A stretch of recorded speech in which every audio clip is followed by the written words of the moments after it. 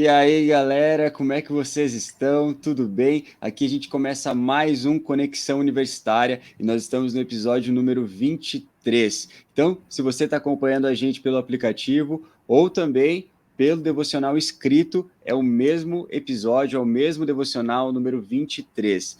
E a nossa temática de hoje é a segunda vinda de Jesus. Então, você que está nos ouvindo, eu tenho uma boa notícia para você. Jesus Cristo veio, se fez carne, habitou entre nós e em breve voltará. Essa é a boa notícia do Evangelho e nós iremos falar um pouco sobre essa segunda vinda de Jesus, quando ele retornará e governará aqui entre nós. Então, sempre foi o plano de Deus habitar entre os homens e ter essa comunhão, né, com os homens. Então, em breve isso irá acontecer. Então, nós falaremos um pouquinho sobre escatologia, entraremos um pouquinho nesse assunto e falaremos especificamente sobre a segunda vinda de Jesus. Pessoal, eu quero te lembrar, né, você que está nos ouvindo e ainda não conhece o nosso aplicativo, a você entrar na sua loja de apps aí do seu celular e baixar o nosso aplicativo Pão Diário Universitários e ficar por dentro de todos os nossos conteúdos, tanto aqui do Ministério como também dos nossos parceiros, da BC2, dos Cristãos na Ciência, da Yes do The Bible Project e também do Parábolas Geek. Então, se eu fosse você, não ficaria de fora e já baixaria o nosso app. E também, se você ainda não conhece o nosso Instagram, não segue a gente ainda, eu te convido a você entrar no seu Instagram e seguir a gente, @Pão Diário Universitários, e ficar por dentro de todas as novidades aqui no Ministério. Pessoal, sou eu mais uma vez que estou aqui, João Heck, sou membro da Alcance Curitiba, tenho 24 anos, sou acadêmico de psicologia, quase terminando já no 10º período, também fui líder do Dunamis Pockets na PUC do Paraná e fiz parte da liderança da rede universitária em Curitiba. Mas, eu sempre falo isso, eu estou aqui toda semana e eu sei que vocês querem conhecer os nossos convidados desse episódio. Eu tenho a honra de ter aqui dois convidados que já estão no Repeteco, né? Já participaram de algum episódio, seja esse ano ou ano passado. Então, queria que eles se apresentassem. Primeiro, Pastor Flávio, é uma honra tê-lo aqui conosco de novo. Então, seja muito bem-vindo, se apresenta aí para a gente. Eu quero cumprimentar a todos, agradecer a oportunidade mais uma vez de estar aqui com vocês. Um abraço do Mato Grosso do Sul, cidade de Dourados, onde ministro.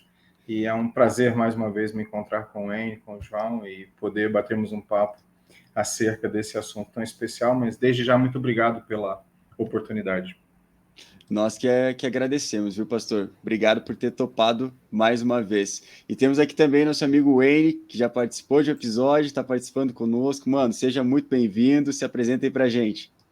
Fala, João, obrigado. Fala, galera. Prazer estar com vocês aqui mais uma vez para falar de um assunto que eu sou extremamente apaixonado, né? Então, vamos com tudo aí que estou empolgado para o que vai acontecer hoje.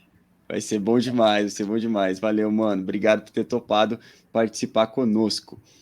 Galera, bora para nossa temática, então. A segunda vinda de Jesus.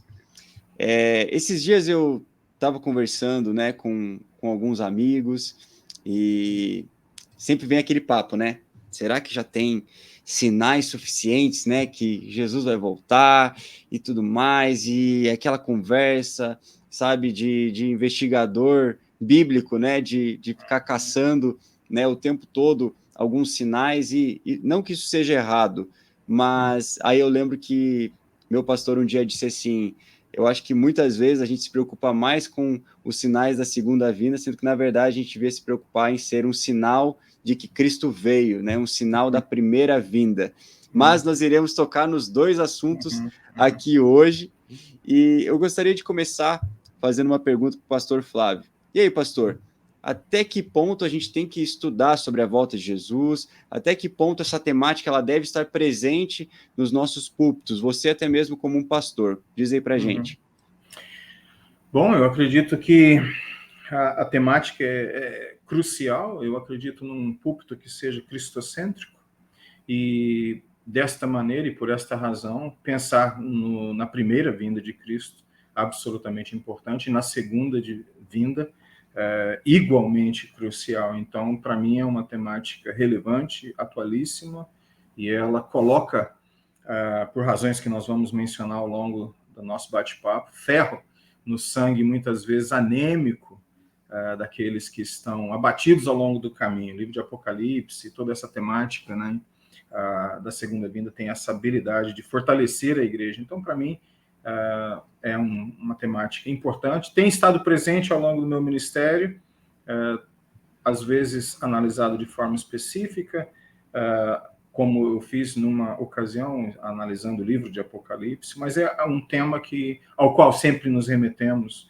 em termos de mensagens de púlpito, lembrando da presença de Cristo, e acredito que é extremamente relevante, especialmente nos dias que estamos vivendo, né? Uhum, muito bom, pastor. E aí, Wayne, o que você acha, mano? Até que ponto... Você eu sei que gosta de estudar, mas será que isso é para todo cristão? Será que não é só para os caras que são mestres, formados em teologia? Diz aí pra gente, mano. Cara, é muito importante a gente entender o peso desse assunto, né? Porque quando a gente fala qual é o ponto, qual é o limite, né? O limite é a palavra de Deus. Mas é importante a gente reconhecer que o próprio Jesus falou a respeito da segunda vinda dele, né? Isso por si só já demonstra para a gente a importância de compreender, para que a gente tenha uma mente bíblica a respeito da segunda vinda de Jesus e que a gente possa se alinhar com isso, né? Entender o que isso vai implicar na nossa vida hoje, como que a gente se alinha com isso. Então, assim como você perguntou, né? Até que ponto isso tem que estar nos nossos púlpitos, né? A gente entender que tanto a primeira vinda quanto a segunda, elas têm o mesmo nível de importância para nós, e a gente precisa entender como essas duas vindas se relacionam, qual é a nossa resposta em relação a isso, né? Muito bom. Eu acho que isso que é o complicado quando a gente para pensar, porque a gente vê, né, no nosso país, mas não somente no nosso país, né, quando a gente olha para o evangelho, né, no mundo todo, né, várias igrejas vão tratar de assuntos de forma extremista, né, ou somente falando da primeira vinda, né, ou somente falando da segunda, quer dizer, não tem como falar somente da segunda sem falar da primeira, mas é de uma perspectiva da segunda, que seria como se vamos trabalhar a temática com o povo, mas no sentido de condenação, né? Então, assim, olhe para a sua vida agora, né? Pô, e se Jesus voltasse hoje? Não que isso não seja verdade, mas não existe um entendimento a respeito do assunto. Só existe um fato, que Jesus vai voltar, ponto final. A gente sabe disso. Mas não existe nenhum aprofundamento de entender, cara, por que eu preciso fazer certas coisas, né? Por que eu preciso abrir mão de outras coisas, sabendo que Cristo irá voltar? Ou será que eu tenho que moldar o jeito que eu estou vivendo hoje para implicar em algo que eu vou viver na eternidade? Então, são coisas que devem estar o tempo todo presentes, né, no nosso púlpito, para que haja instrução da igreja, né? E quando a gente para pensar dessa forma, eu acho que uma das maiores dúvidas que a galera tem é, cara, será que quando a gente for para o céu, né, aí a gente já pode tocar nesse assunto, será que a gente vai? Será que o céu vem? E aí, Wayne, como é que é isso aí? Porque, cara, quando a gente olha para isso, né, a gente sempre tem aquela perspectiva de que, não, a gente vai, nós iremos adorar no céu, né? Nós iremos adorar como os anjos. Mas eu quero te perguntar, Wayne, e aí, será que a gente faz aqui nessa terra implica no que a gente vai fazer na eternidade? E já aproveita e fala um pouquinho aí da Nova Jerusalém, dá uma pincelada aí, Wayne. Cara, muito bom falar disso, porque eu acredito que no nosso imaginário cristão, né, a gente acaba tendo conceitos a respeito de céu, a respeito de eternidade, e a gente precisa entender se esses conceitos que a gente tem, que foram moldados na nossa mente, se de fato eles estão alinhados com o que a Bíblia diz, né? Então, quando a gente fala sobre aquilo que a gente faz na Terra, eu gosto muito de pensar naquela figura de Apocalipse 21 que fala da cidade santa descendo, né? Fala de uma cidade. Outras porções, assim como Hebreus, vão falar da cidade de Deus. Então, eu gosto de pensar nesse termo cidade, porque isso mostra para nós que as nossas relações e interações sociais, como nós conhecemos, elas vão existir, mas numa realidade plena, uma realidade gloriosa, uma realidade onde a glória de Deus vai se refletir sobre todas as interações sociais como a gente conhece, né? Então a gente costuma ter aquela imagem que a gente só vai adorar o Senhor ali, aquela coisa meio... Tudo é um holograma, uma nuvenzinha, a gente vai estar sentado aqui. E a gente precisa entender, né, que a gente vai adorar o Senhor, a gente vai prestar adoração para Ele por toda a eternidade, mas Deus não vai simplesmente destruir tudo que a gente conhece e criar uma coisa nova, né? Existe uma continuidade, mas isso dentro de um contexto pleno do que Deus de fato planejou para a humanidade desde o começo, né? Então é muito importante a gente entender que aquilo que a gente faz aqui na Terra, talvez não da maneira como a gente conhece, ou da maneira como é feito aqui, mas a gente precisa tentar mudar um pouco da nossa mentalidade para entender que a realidade eterna, ela não é tão diferente assim de uma realidade. A gente acaba tendo uma ótica muito filosófica, né? Muito influenciada pela filosofia grega, enfim, que acaba distorcendo talvez o que o próprio pensamento bíblico aponta a respeito da eternidade. Muito bom, muito bom. E aí, pastor? Eu queria pegar carona no que o Wayne falou e dizer o seguinte, que eu concordo com essa ideia da Nova Jerusalém vindo, tornando a coisa mais térrea, mais terrena, mais terrestre. E isto aponta para um comentário que ele fez acerca dessa cultura hebraica de interpretação da vida, que não vê o espírito como uma coisa separada, divorciada do material. E, especialmente no livro de Apocalipse, você vê as duas coisas sendo casadas novamente. Não é?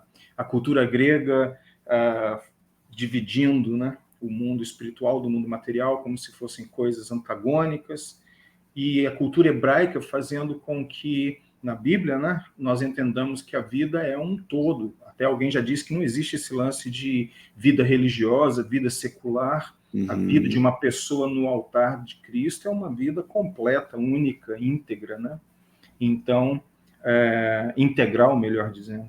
E eu acredito que essa nova Jerusalém vindo, descendo, essa nova Jerusalém que não precisa de luz, porque o templo e a presença do Deus Trino de Israel é a própria luz dela, faz com que voltando a essa dicotomia, né, o santo e o material e o espiritual sendo casado, mas isso é porque a nossa mente tem sido treinada extremamente nessa cultura grega de pensar, essa forma grega de interpretar as coisas, mas absolutamente correto o ponto aí feito, né, acerca dessa humanização, eu não sei se eu estaria correto em dizer essa santificação do material.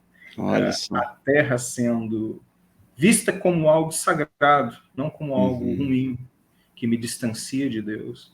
E eu acredito que esse lance que o Wayne mencionou da humanização é muito importante. Muito bom. Por favor, mano. Que você perguntou também sobre a questão da adoração, né? E a adoração talvez vai ser a nossa maior atividade dentro desse contexto da eternidade, né?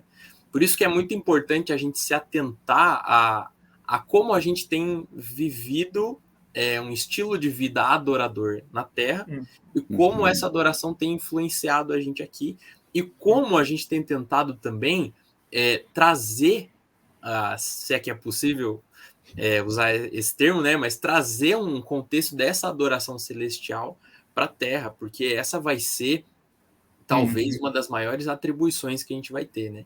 Então, é sempre importante a gente trazer essa reflexão também, né? Não só, falando de adoração, não só o contexto de adoração em culto, né? Porque é muito fácil a nossa mente já ir por esse caminho, mas entender que esse ofício adorador da eternidade, ele precisa atingir a nossa realidade agora para que a gente se alinhe com esse propósito eterno de Deus, né? Muito bom. Por favor, eu posso fazer uma observação, João e Wayne, algo que me intriga, eu até coloco isso em aberto, não coloco isso de uma forma dogmática, mas eu fico na minha imaginação, porque estudar Apocalipse, as questões ligadas à escatologia, você precisa usar a imaginação, é algo muito colorido, muito poético, é algo extremamente cheio de aventura, né? Então, eu fico imaginando como será esta comunhão com Deus, falando em adoração, em termos de produtividade. Jesus, preparando os discípulos para o retorno dele ao Pai, disse: eu volto para o Pai, para meu Pai que trabalha, e eu continuarei trabalhando, vou preparar para vocês morada, aquela questão toda. Eu fico imaginando acerca da produtividade nossa na eternidade, nessa nova Jerusalém. Como que os meus talentos serão usados, como que que parte do jardim eu vou cuidar, qual a parte do muro que eu vou limpar, os muros, né, da Nova Jerusalém, coisas desse tipo. Eu sei que sou um pouco simplista, talvez até um pouco banal demais, mas eu penso nessa adoração e nessa produtividade eterna. Quão curioso será poder viajar os céus e os universos, quer sejam paralelos ou não, mas eu acredito que será interessante. É uma coisa que eu tenho para mim, eu fico imaginando como será a produtividade na eternidade, nessa nova Jerusalém. Será uma vida de trabalho, eu creio. Muito bom, pastor, porque eu creio, e até vou tocar num ponto, né, que envolve isso, que é a respeito do tribunal de Cristo, né? Quando a gente olha para a palavra de Deus, o apóstolo Paulo falando a respeito disso, é diferente do juízo final, né? Porque quando a gente olha para o contexto, eu não vou lembrar o texto de cabeça, mas é o apóstolo Paulo falando aos cristãos sobre esse tribunal de Cristo, que é a respeito do que você fez ou deixou de fazer aqui nessa terra e pelo qual você foi chamado a fazer, né? Como falando de obras em si. Então, eu acho incrível a maneira como o apóstolo Paulo ele toca nesse assunto, porque haverá esse julgamento, esse tribunal de Cristo a respeito de, olha, o que eu te entreguei aqui nessa terra, o que você fez com isso? Então, eu acredito firmemente no que você disse, pastor, no sentido de que nós iremos utilizar desses talentos lá na eternidade, sabe? E não aquela coisa, né? Tipo, eu fui chamado a pregar o evangelho, né? O que você vai fazer na eternidade, então? Não vai precisar mais pregar o evangelho aí? O que você vai fazer? Né? Nessa linha, eu escutei um pregador britânico que faleceu há pouco tempo, e ele disse que se preparem, pastores e missionários, vocês todos serão exonerados de suas funções na eternidade. Então e ele segue, depois de um pouco de sarcasmo, né, dizendo o seguinte: nossa cultura, voltando àquela questão da cultura grega versus a cultura hebraica, bíblica, nós temos uma tendência hoje, já faz muito tempo que é assim, mas marca os nossos dias, de uma profissionalização ligada muito ao intelecto.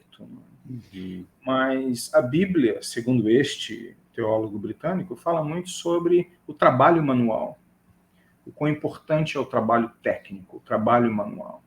Fazer coisas, produzir coisas com as mãos, quer seja um pão, quer seja uma parede, quer seja uma rua, a construção, a elaboração de coisas, a confecção de coisas. Eu fico imaginando, tentando entender o que será essa vida eterna com Cristo. Além, obviamente, desse aspecto da adoração, a vida de produtividade nesse aspecto, né, os talentos sendo colocados em prática, administração de 5 cidades para 10 para outro. Exatamente. Fascinante, para mim instiga a curiosidade. Muito bom. É isso aí, pastor. E aí, Wayne, o que você acha disso tudo? Olha, eu gosto de pensar nisso, né? Porque a gente acaba... Gente, vocês estão ouvindo algo aí no fundo aí, mas tá tudo bem, tá? Tá tudo bem. Eu gosto de pensar nisso, né? Isso que o pastor falou, essa frase, né? Vocês serão exonerados de seus cargos. Eu acho que é algo que a gente precisa entender e aprender a priorizar, né? Porque realmente, às vezes, a gente está tão concentrado, talvez, nos nossos afazeres comuns, né? E que não é errado, né, de maneira alguma, mas que às vezes isso pode acabar tomando o nosso coração e pensando num destino eterno, né, aonde isso vai ser depositado, onde isso vai ser traduzido, talvez, né? Eu acho que essa reflexão, ela também nos ajuda a entender por que a gente precisa estudar sobre esse tema, por que isso é importante, como que isso afeta a minha vida, né?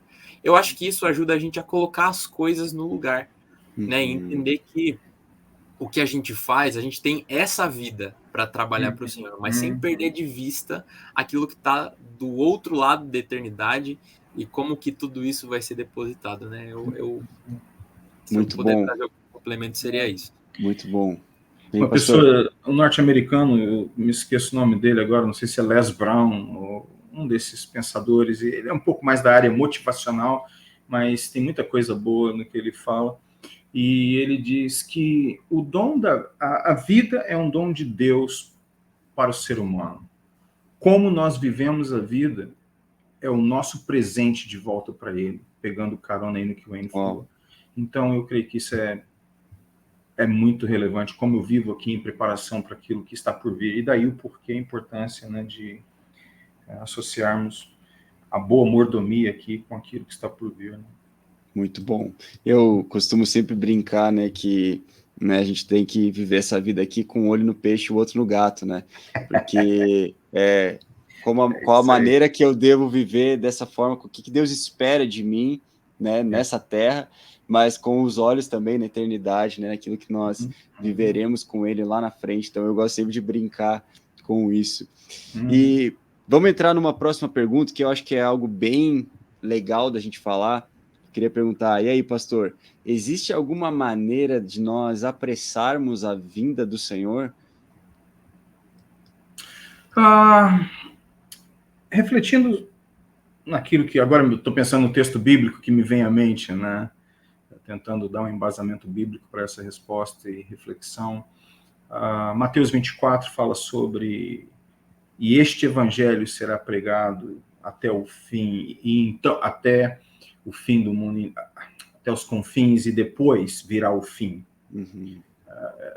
Então, tentando responder a pergunta, uma das formas de apressarmos essa volta que está ligada totalmente, obviamente, à soberania do Senhor, do ponto de vista da mordomia e da obediência, a pregação do Evangelho, o testemunho do Evangelho. E aqui eu não falo a pregação do ponto de vista, eu vou usar a palavra, entre aspas, profissional, do púlpito, mas eu uso essa palavra profissional de maneira muito reverente.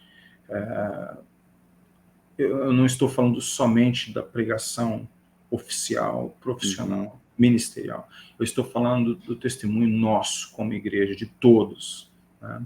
Aqueles que são considerados membros da igreja, aqueles que são diáconos, presbíteros, seja o que for, todos nós pregando a palavra, isso acelera. E uma outra coisa que eu acredito que faz com que essa vinda, e aqui eu queria bifurcar a minha resposta,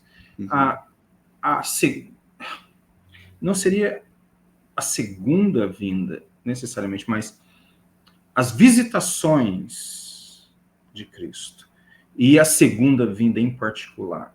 Ou seja, as vindas no que diz respeito às visitações dele na minha vida, os meus encontros com ele, os momentos em que o Espírito de Cristo me aviva, me reaviva, a comunhão com ele, essas visitações especiais. E a segunda vinda, e aqui é a minha resposta à sua pergunta, a segunda parte da minha resposta. A primeira seria, então, a pregação do Evangelho por todos nós. A segunda parte da resposta é a oração, com a qual o livro de Apocalipse termina. Maranata vem, Senhor Jesus. Então, eu acredito que a oração também, ela... Se eu creio na soberania de Deus, então dizer que a minha oração acelera isso, eu preciso dizer isso com uma pitada de sal, num contexto que envolveria muitas outras coisas, mas vocês entendem o que eu quero dizer. Claro. Esse desejo contínuo, essa igreja que louva e que ora, que clama, Maranata, vem Senhor Jesus. Eu acredito que isso também é uma forma de acelerar em duas dimensões, na visitação dele, no meu relacionamento diário, e, finalmente, a vinda oficial, a vinda final. Muito bom, pastor. E aí, Wayne, passa o macete aí pra gente. Cara, Um macete. eu acho que na vida com Deus não existem macetes. Mas Tá lavando as mãos, hein? Mas eu gosto muito do texto de 2 Pedro, né? Que ele vai falar sobre esperar e apressar o dia da vinda do Senhor, né? Mas é muito importante entender o que ele fala antes disso, né? E ele vai falar que, embora pareça demorada, o Senhor não ele é paciente para que ninguém pereça e que todos venham se arrepender, né? E ele vai falar sobre, diante disso, qual o estilo, o padrão de vida que a gente tem que adotar, né? Que é um estilo de vida de santidade e devoção. Então, acredito que, embora quando a gente fala sobre apressar, parece que a gente está encurtando o tempo, mas eu acredito que talvez a linguagem ou o intuito desse texto aqui acaba sendo o apressar no sentido da gente se conectar, né? Outra versão vai usar essa palavra apressar como esperando ansiosamente, né?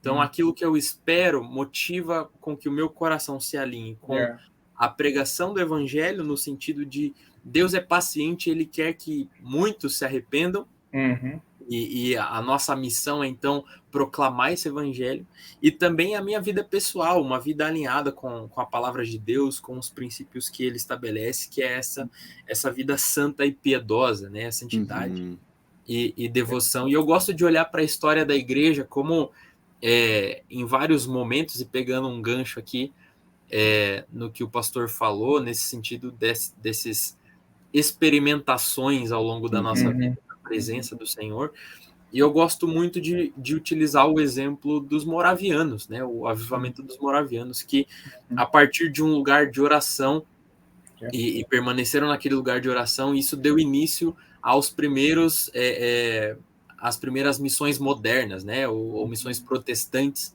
onde daquele lugar de permanecer em oração eles partiram, né? Então eu também creio na soberania de Deus, e Deus, em sua soberana vontade, decidiu fazer com que, por meio da pregação do evangelho e da oração, a gente correspondesse com isso, né? A forma da gente apressar é se alinhar com a vontade soberana de Deus. Muito o que bom. É fascinante em si mesmo, né, Wayne? Porque como que um Deus soberano poderia confiar a pecadores redimidos, falhos como nós somos, uma grandiosidade como essa, de até poder interferir com um retorno que é absolutamente especial, não é? Então, assim, isso é outra coisa que em si mesmo já seria passivo de um estudo, né? Esse voto de confiança divino, essa habilidade divina na pessoa de Jesus Cristo, de falar: os meus discípulos farão coisas maiores do que eu fiz. Como assim? Como pode? Como é possível? Mas ele disse isso, e é assim, né? Então, extraordinário, fascinante. Já que você tocou no ponto do avivamento, Wayne, vamos entrar um pouquinho nesse assunto, né? Porque, né, Joel fala um pouco disso, e a gente pode sim aguardar, né, e orar por um grande avivamento, né, que preceda a volta de Cristo? Olha, eu tenho uma convicção particular, e aí a gente pode discorrer a respeito disso, mas eu acredito que as profecias bíblicas, elas têm cumprimentos parciais ao longo da história, né? Então a gente vê as profecias acontecendo e se cumprindo parcialmente, mas todas indo para uma mesma direção. E eu gosto do texto de Joel, né? Porque a gente vê essa questão do derramar do Espírito e em toda a terra, enfim. E eu sou entusiasmado com a ideia de um grande derramar, um grande avivamento antes do retorno de Jesus, né? Porque eu acredito que se a gente olha para a história da igreja, a gente vai ver que os avivamentos, eles produziram algo na igreja e no contexto em que aquelas igrejas estavam. Então, normalmente, os avivamentos, eles produziram muito a questão da pregação do evangelho de uma forma mais intensa do que a gente poderia colocar como vida comum da igreja. Então, acredito que nos últimos dias, se bem que os últimos dias já se inauguraram quando Cristo veio, né? Mas eu acredito que no tempo final ali, diante das pressões do fim, uma igreja plena de missão, de convicção, de propósito, ela vai corresponder com tudo isso. Então, eu gosto da gente ter esse olhar de uma expectativa em um avivamento futuro que vai produzir maturidade na igreja, que vai produzir na igreja essa correspondência com a sua missão, sua vocação na terra, que não é só um avivamento por si só, mas que tem impactos nos desdobramentos do tempo do fim. Muito bom. E aí, pastor, o que você acha? Enquanto esse assunto de avivamento para mim é muito especial, uma das minhas leituras favoritas, dos autores que eu mais gosto, é o Dr. Martyn Lloyd-Jones, e ele, durante todo o seu ministério em Westminster, Londres, ele falava sobre o avivamento. Muitos sermões dele ainda disponíveis por aí, sobre a importância de orarmos por avivamento. Porque havia, aparentemente, na congregação do Dr. Martyn Lloyd-Jones, até 1981, ele aposentou um pouco antes, mas ele faleceu em 1981, então, até muito próximo da aposentadoria dele, depois da aposentadoria ele continuou pregando. A impressão que eu tenho, as inferências que eu faço nos sermões dele, é que pessoas na congregação de Westminster não estavam muito inclinadas a orar por um avivamento. E ele dizia veementemente, nós temos que orar por um avivamento, para que o avivamento venha e faça toda a diferença. Por exemplo, como foi no país de origem de Lloyd-Jones, que é o país de Gales, no Reino Unido, que em 1904 foi colocado às avessas, né, no bom sentido da palavra, de pernas para o ar, com um avivamento que fez com que juízes recebessem pela primeira vez em muito tempo, e nós estamos falando de séculos, luvas brancas, por não terem crimes julgados num período de 12 meses. Então, eu fico imaginando, como o Wayne mencionou, um assunto tão importante como esse, querido para mim e também especial para ele, creio que para você também, João. Com certeza. Eu fico imaginando as repercussões de um derramamento como aquele de Joel.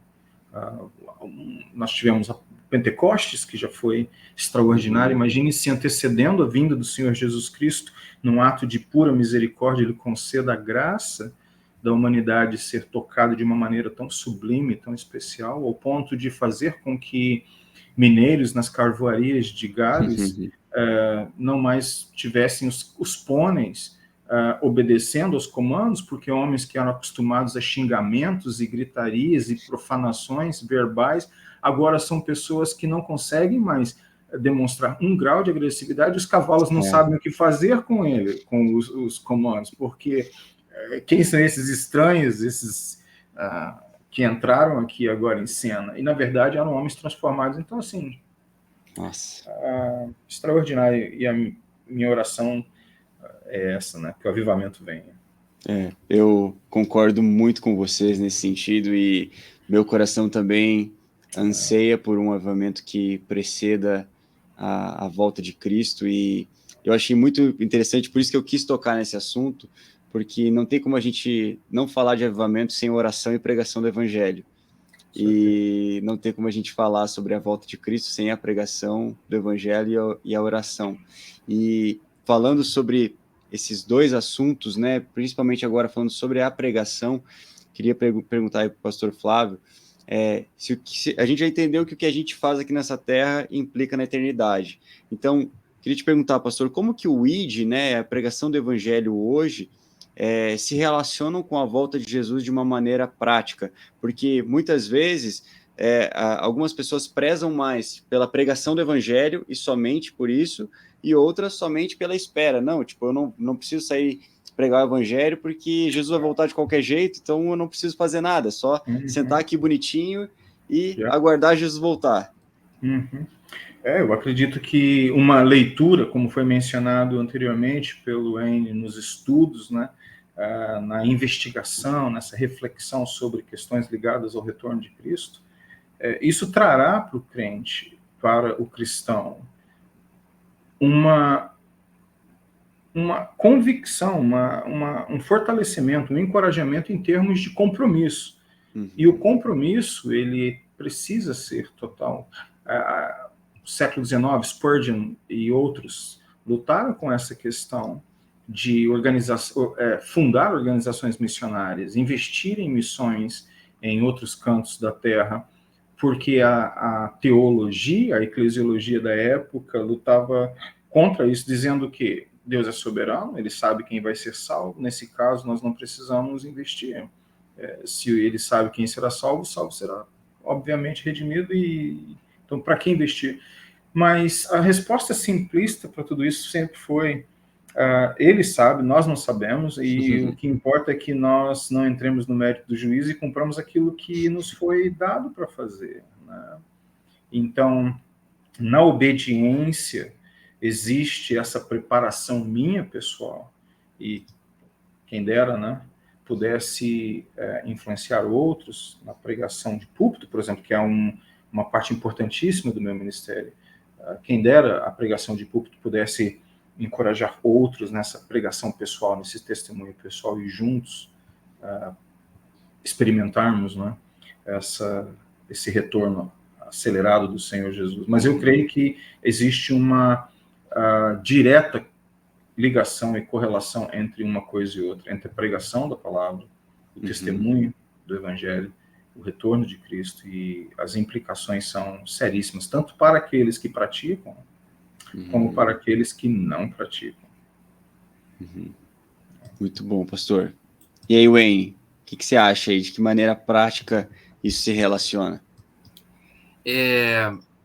Cara, eu acho que a gente precisa ter em mente, né, a conexão entre essas duas coisas, né? Eu tenho observado um pouco como a gente tem refletido essas questões, e às vezes a gente está pregando o evangelho, a gente foca muito na questão das missões, o evangelismo, que são coisas extremamente importantes, mas às vezes a gente acaba não conectando isso com o retorno do Senhor, né? Pelo fato desse já ser um assunto um tanto quanto periférico, né? E não deveria ser. Mas o evangelho completo, ele termina na consumação, ele termina no reino, termina nessa expectativa pelo reino plenamente estabelecido. Então, ter isso em mente não apenas enriquece a nossa pregação, e a gente acaba expondo o plano total de Deus, mas isso nos ajuda também a colocar as coisas no lugar, né? Como a gente já falou anteriormente, porque a gente pode acabar caindo num ativismo, né? A gente pode acabar caindo num tipo de evangelismo que ele é para si mesmo, ou como uma atividade da igreja, para o próprio funcionamento da igreja, e a gente não está entendendo que o motivo da nossa pregação, o motivo pelo qual nós devemos cumprir o ID, é justamente pelo fato de que Cristo está retornando, né? E nós vamos apresentar isso ao Senhor, né? Então, eu acredito que é muito importante a gente fazer essa conexão e não perder de vista, né? Ou talvez o contrário, talvez o pessoal que está mais ali naquele desejo pelo retorno do Senhor e E às vezes a gente foca muito nisso e acaba esquecendo que existe algo para a gente cumprir nesse tempo que a gente está, né? Então, a gente precisa tentar encontrar o equilíbrio dessas duas coisas. Eu acho que isso é o mais difícil para nós, mas é um esforço que a gente precisa manter, né? Muito bom, muito bom. Meu pastor faleceu o ano passado, por causa do Covid e tudo mais, mas ele dizia que se ele pudesse resumir a Bíblia numa palavra não religiosa, a palavra seria equilíbrio. Exatamente isso. E quão difícil é encontrar o equilíbrio como indivíduo e como pastor de uma congregação, quão complexo é manter um rebanho focado em Cristo, empolgado com a obra. E como ele falou, não é só uma questão de fazer como um mero ativismo, uma obrigação, uma tarefa eclesiástica, é uma questão de que eu estou fazendo para o meu rei. Eu estou fazendo para o meu redentor. Então é uma coisa que alegra o coração dele, é uma coisa que faz com que ele se sinta feliz. Então, quão importante é fazer isso de uma maneira amorosa, cheia da graça, espontânea, né? Não como um mero exercício. E eu, como pastor, sofro dessa tremenda tentação, que é fazer da minha rotina uma coisa mais ligada ao pragmatismo religioso, fazer porque eu tenho que fazer, do que propriamente fazer porque isso glorifica o meu rei. Isso é profundo demais. Nós temos que repensar isso. Eu acredito que a pregação da palavra, tanto externa quanto interna, para a edificação da igreja, ajuda nessa reflexão e a encontrar essa maturidade que nos leva ao equilíbrio. E quão difícil é encontrar. As polarizações são sempre fáceis, né? Os extremos são fáceis. O equilíbrio é muito mais complicado. Eu lembro que, acho que eu comentei isso com o Wayne na primeira gravação que a gente fez sobre a volta de Jesus, mas eu sempre gosto de relembrar isso, que uma vez eu recebi eu estava numa conferência e um grande pregador, conhecido por muitos, disse assim: se você ora e anseia pela volta de Cristo, você está condenando, né, milhares de pessoas ao inferno. Aquilo caiu como um peso gigantesco nas minhas costas. Falei assim, caraca, então eu não posso orar por isso, eu preciso pregar o evangelho. Então eu entrei de fato num ativismo e falei assim, cara, então eu nem vou pensar na volta de Jesus, porque eu preciso pregar o evangelho. Então eu me fechei durante anos para... Toda vez que alguém ia pregar sobre a volta de Jesus, eu falava assim, cara, por que esse cara está pregando sobre isso? Entendeu? Não precisa pregar sobre isso, a gente sabe que Jesus vai voltar, então vamos pregar o evangelho, sabe? E aí, até que um dia, né, eu orando, daí o Senhor cativou meu coração e daí me deitou, né? Aí passou a mão na minha cabeça e falou assim, não era bem assim como você pensava que era.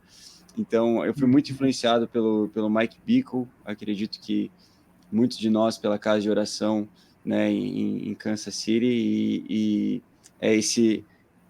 o que ele fez com o mundo todo, pode-se assim dizer, no sentido de cativar o coração das pessoas a ansiar pela volta de Jesus, isso penetrou muito forte no meu coração, e aí fez com que eu encontrasse esse equilíbrio, por mais difícil que seja, né, todos nós estamos buscando, né, esse lugar de estarmos aguardando, mas fazendo alguma coisa, né, não estamos parados, né, nosso coração está na volta de Cristo, mas ao mesmo tempo nós sabemos que nós temos trabalho a fazer, né, nós temos ferramentas nas mãos, nós precisamos pregar o evangelho, mas tendo o coração naquele lugar. Então, mas eu sempre gosto de lembrar disso, porque muitas vezes a gente ouve algo do gênero e aquilo penetra profundamente no nosso coração, e ou vai gerar esse ativismo que a gente está falando, ou vai gerar uma inércia, né, espiritual em relação à volta de Cristo, porque daí assim, ele vai voltar mesmo, então, ou tipo, não, eu só preciso ficar aqui esperando, como a gente já viu ao longo da história da igreja, várias comunidades cristãs que se formaram, né, e vamos fechar aqui, né, o nosso clube gospel, né, numa fazenda, ou enfim, vamos viver, né, do que temos aqui e aguardar a vinda do Senhor, sendo que, poxa, Jesus falou, né, aos discípulos, vocês são sal da terra, luz do mundo, né, e cumpram o ID, né, vão pelo mundo e preguem o evangelho a toda criatura. Então, nunca é a respeito de somente nós, e agora que eu conheci Jesus, né, eu acho que eu fico pensando assim, como que alguém consegue pensar dessa maneira, no sentido de eu fui alcançado pelo Senhor e agora isso me dá o direito de ficar inerte, né, e não apresentá-lo a outras pessoas que ainda não o conhecem, né? Eu fico pensando que loucura é essa, né? E eu não sei se querem complementar de alguma forma. Podemos ir para mais uma pergunta. Eu só fico, enquanto você fala, eu fico pensando na minha função como pregador. Eu não sei se o Wayne exerce, como eu, esse ministério local, Prega sim. pastoral, como eu faço, né, toda semana, direto. Mas eu fico pensando, enquanto você dizia, João, acerca do seu testemunho, sua experiência, quão profundo é o ministério de pregação da palavra, que pode fazer com que uma pessoa entre em ação ou pode colocar essa pessoa em completa inércia. Como, por exemplo, se você ora e você torce, e você prega, esperando o retorno de Cristo, você está condenando pessoas ao inferno. Sem querer entrar no juízo da questão, mas quão sério é. Aqui eu já estou refletindo mais sobre a minha própria função pastoral. E o quão grave é o que é dito, né, de púlpito. E Deus tenha misericórdia de nós nesse ministério para que sejamos, assim, fiéis, né? Encontrando equilíbrio sempre naquilo que falamos e compartilhamos, né, especialmente de púlpito. Enfim, seríssimo.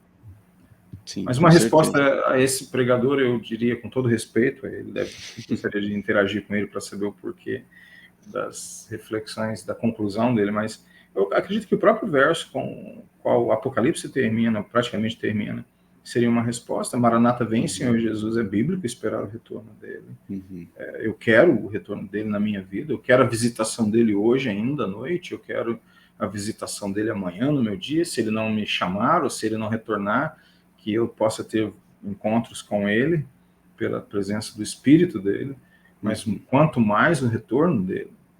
E eu acho que esperar por isso não implica em desejar o mal a ninguém. Sim, e o que eu fico feliz e mais tranquilo é que depois de anos, esse pregador, ele confessou de púlpito isso e pediu perdão à igreja, dizendo que ele tinha por anos acreditado nisso, e que ele tinha de fato entendido e o Senhor tinha cativado o coração dele a ansiar pela volta dele. Então, é isso que me tranquiliza, eu olho e falo assim, glória a Deus por isso, glória a Deus por isso. E aí, Wayne, você tinha aberto o microfone aí, mano. Não, só pegando um gancho aqui, né, no que o pastor falou, eu só consigo lembrar daquele texto de Paulo que ele fala, não queiram muitos de vocês serem mestres, porque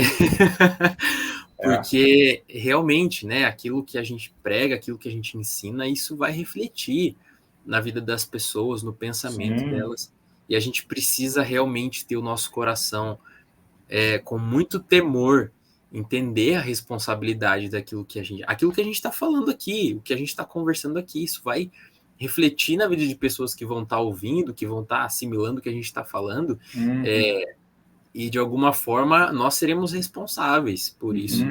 Então, isso é um alerta, né? Só isso que eu queria comentar também. Para todos nós. E, gente, para a gente entrar na nossa última pergunta, né, eu acho que uma das parábolas de Jesus que eu mais gosto é a parábola das 10 virgens, né, sobre 5 virgens prudentes, 5 virgens imprudentes, em que as prudentes elas tinham óleo para as lamparinas, elas tinham óleo nas vasilhas. Então isso é algo que me pega bastante toda vez que eu leio essa parábola, e entrando de fato nessa analogia, né, de aguardar o noivo, né, para o casamento, né, e o noivo chega e tinham, né, 5 virgens prudentes preparadas para esse momento e 5 imprudentes que não estavam preparadas, que correram, pediram óleo emprestado para as lamparinas e elas não puderam dar e falaram, vão e comprem óleo, né, mas não dava mais tempo. Eu queria perguntar para você, pastor Flávio, como que podemos ser prudentes e guardar óleo para a nossa lamparina, falando a respeito da volta de Cristo? É uma pergunta profunda. Não é fácil responder essa pergunta. Uhum. Eu creio que a parábola é um desafio constante, né, para aqueles que temem e tremem diante da palavra de Deus acerca... E a glória é esta, né? Como o profeta disse, eu, ainda que habite num alto e sublime trono, eu estou muito próximo daqueles que temem e tremem diante da minha palavra. Então, esta é uma daquelas passagens que te faz tremer, né? E autoavaliar. A primeira coisa, então, que eu diria é ter um senso muito honesto de avaliação pessoal.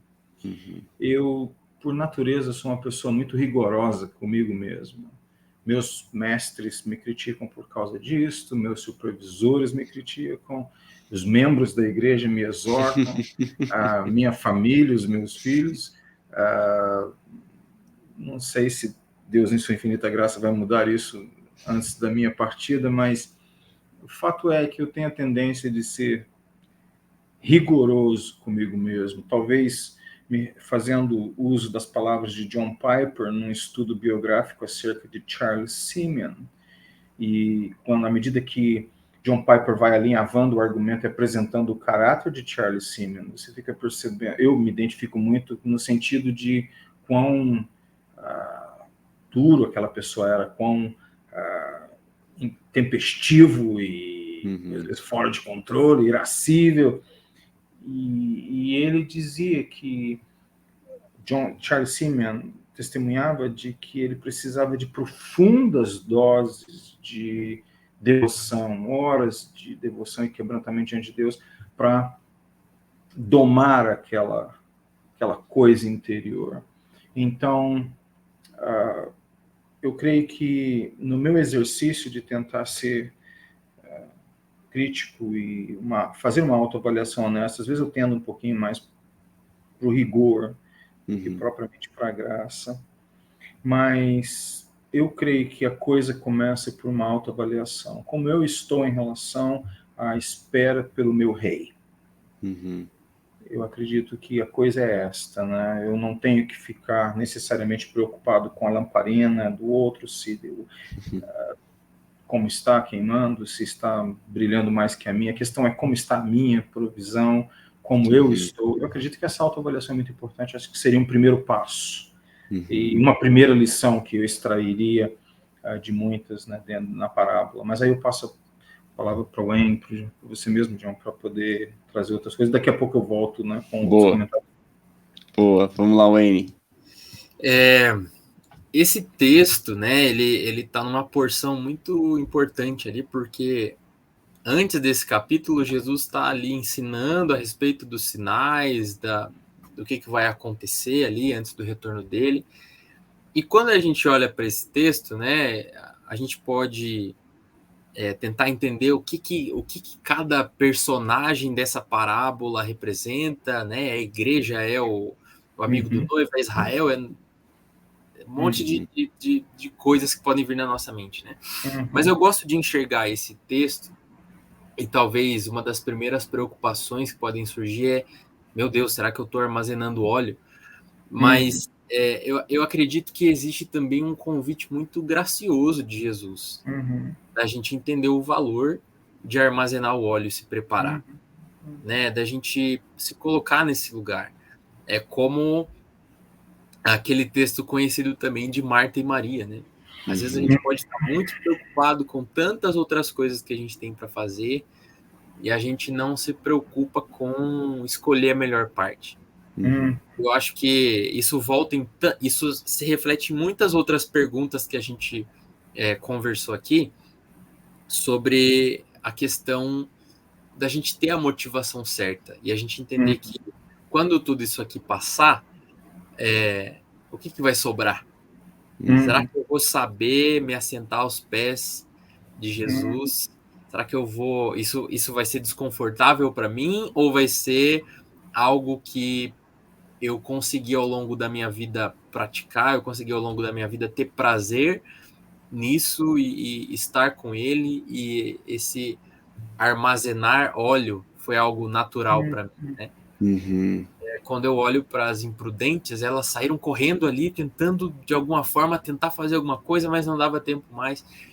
E eu acho que refletindo isso para a nossa vida hoje, né, para a forma como a gente vive hoje, eu sou um pouco parecido também com o que o pastor falou, de me cobrar, ou talvez eu tenha uma tendência de... Eu não gosto de ficar sem nada para fazer, eu sempre estou procurando alguma coisa para fazer, sempre lendo alguma coisa, tentando, né, e a gente se perde muito nisso, né, a gente sempre quer estar fazendo alguma coisa, quando na verdade talvez é importante a gente parar e permanecer diante da do nosso Senhor. E isso reflete no caráter de uma igreja do fim, no caráter do povo do fim. É esse povo que vai aprender a permanecer esperando. E que tipo de espera é essa, né? Eu acho que a nossa conversa ela está muito conectada em vários pontos aqui. Que tipo de espera Jesus espera que a gente tenha. Então, eu acho que a forma da gente ser prudente é justamente a gente ter o nosso coração voltado para o Senhor. Quando aquela outra porção, eu não vou me lembrar em qual parte da escritura tá, mas aquele texto que fala sobre aqueles que vão bater, eu não me lembro se é no mesmo capítulo, né? Aqueles que vão bater a porta e Jesus vai dizer, não os conheço. Né? E são pessoas que talvez gastaram a sua vida com boas intenções para o Senhor. Mas será que de fato aquilo era o que o Senhor pediu para a gente fazer? E aqui a gente pode entrar num outro assunto que aí vai longe, né? Mas enfim, eu acho que a reflexão que a gente precisa ter em relação é isso. Será que a gente está permanecendo nesse lugar sem a gente ficar desesperado porque, meu Deus, ele está voltando e agora não vai dar tempo? É esse estilo de vida que corresponde. Muito bom. Falei, pastor. À medida que o Enio ia falando, eu ia lembrando dessa mesma passagem, desse mesmo contexto em que Jesus diz, à medida que o Enio falava, eu me lembrava, mas Senhor, em teu nome nós fizemos, expulsamos, curamos, aprontamos, e a resposta é, afastem-se de mim porque eu não conheço vocês. E isso é estarrecedor, porque em termos de atividade, eu acredito que ninguém poderia dar uma nota baixa para aqueles que estão ali argumentando. E, no entanto, isso não faz sentido para aquele que é o rei, dizendo, eu não os conheço. Quer dizer, a questão da motivação, a questão do zelo, né, a questão da comunhão com ele, é tudo muito sério, é tudo muito conectado, como ele disse. E eu até diria que uma das... talvez eu vou usar a palavra errada aqui, mas espero que vocês entendam no contexto. Acho que o dilema para nós é porque a Bíblia, porque ela está interessada em relacionamento e não em estatísticas, Jesus coloca a questão muito mais em termos de como do que em termos de quando.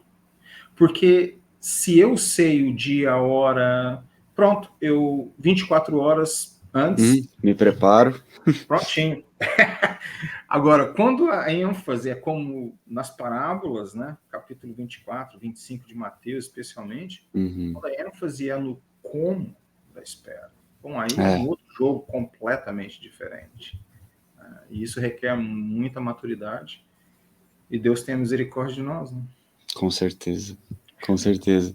Eu gosto muito do que vocês falaram e compartilho do mesmo sentimento. Sou um cara que me cobro muito também. E eu brinco, né? Eu bebi muito do trio Parada Dura. Eu chamo os três de trio Parada Dura, que é o Leonard Ravenhill, o A.W. Tozer e o David Wilkerson. Então, assim, só pauleira, né? Os caras não podiam assistir televisão, que era pecado, entende? Então, mas por que eu olho para isso com tanto apreço, né? Do que esses caras fizeram e, enfim, porque eu olho, sempre que eu olho para esse óleo nas vasilhas, né? Não somente na lamparina. Então, isso me traz sempre o sentimento de que foi pagado um preço a mais, sabe? Foi feito algo a mais do que somente o que era necessário a se fazer. E toda vez que eu olho para isso, meu coração ele entra em chamas e eu sou cativado a morrer mais para mim mesmo, seja no lugar de oração, seja em uma entrega maior ao Senhor, mas porque eu vou estar olhando para isso lá na frente, falando assim, Deus, eu não estou fazendo isso porque eu estou com medo de que falte óleo para minha lamparina, mas eu estou fazendo isso porque o meu amor pelo Senhor é muito maior do que esse medo, e não somente porque eu quero me preparar, mas porque eu quero te amar de todo o coração mesmo aqui nessa terra, e que acho que o que o Wayne falou é essencial, nós estarmos armazenando óleo sem perceber, sabe? Cara, isso, se a gente chegar nesse lugar de nosso estilo de vida, o nosso coração está nesse lugar, eu acho que a gente encontrou o segredo do que é armazenar óleo, né? Então, pessoal, ficamos por aqui na nossa conversa. Que pena, porque aqui, cara, se a gente entrasse em avivamento, a gente entrasse em outros assuntos, a gente ia ficar aqui a noite inteira conversando. Mas eu quero agradecer de coração pela contribuição de vocês dois, por terem trazido tanto, né, para o nosso episódio aqui. E obrigado mais uma vez por terem topado participar de um episódio aqui do Conexão Universitária. E também, galera, quero agradecer a você que ficou conosco até agora, e a nossa oração, o nosso anseio aqui é que você possa crescer em oração e anseio pelo Senhor, pela volta dele, assim como o pastor mencionou várias vezes no último capítulo de Apocalipse, sobre Maranata, ora vem Senhor Jesus, que de fato o nosso coração ele esteja nesse lugar, mas que ao mesmo tempo a gente olhe para as nossas mãos e saiba que temos ferramentas e temos trabalho ainda a fazer aqui nessa terra. Então, que você possa ter sido muito, muito edificado por essa conversa aqui. Valeu, galera, que Deus abençoe vocês e nos vemos no próximo Conexão Universitária. Valeu, tchau, Amém. tchau. Obrigado, Wayne. Obrigado, John. Tchau, tchau. Tchau, tchau.